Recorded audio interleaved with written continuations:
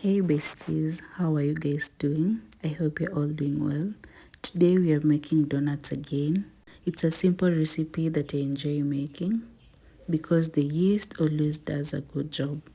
I did a detailed video on how to make donuts. The link to the video is in the description box below. I hope you try this recipe because my mom and grandma really enjoyed it, and basically everyone in the family enjoyed it. So go watch the detailed video on how to make donuts and try yours today.